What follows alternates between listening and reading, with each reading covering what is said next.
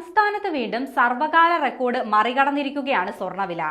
ഇന്ന് പവന് 160 രൂപ വർദ്ധിച്ചതോടെയാണ് സ്വർണ്ണവില പുതിയ ഉയരം കുറിച്ചത്. 64,600 രൂപയാണ് ഇന്ന് ഒരു പവൻ സ്വർണത്തിന്റെ വില. ഗ്രാമിന് 20 രൂപയാണ് ഇന്ന് വർദ്ധിച്ചത്. ഇതോടെ 1 ഗ്രാം സ്വർണത്തിന്റെ വില 8,075 രൂപയായും ഉയർന്നു. കഴിഞ്ഞ 11-ാം തീയതി രേഖപ്പെടുത്തിയ 64,480 രൂപയെന്ന റെക്കോർഡ് വില മറികടന്നാണ് കഴിഞ്ഞ വ്യാഴാഴ്ച സ്വർണ്ണവില പുതിയ ഉയരം കുറിച്ചത്. ഇതിന് പിന്നാലെയാണിപ്പോൾ സ്വർണ്ണവില വീണ്ടും ഉയരങ്ങൾ കീഴടക്കി കുതിച്ചുയരുന്നത്. കഴിഞ്ഞ മാസം 22-നാണ് പവൻ വില ചരിത്രത്തിൽ ആദ്യമായി 60,000 കടന്നത്.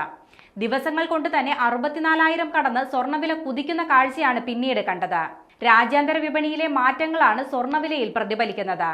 അമേരിക്കയിൽ ഡൊണാൾഡ് ട്രംപ് അധികാരമേറ്റതിന് പിന്നാലെ ധനവിപണിയിലുണ്ടായ അനിശ്ചിതത്വം സുരക്ഷിത നിക്ഷേപം എന്ന നിലയിൽ സ്വർണത്തിന് പ്രിയം കൂട്ടിയിട്ടുണ്ട്.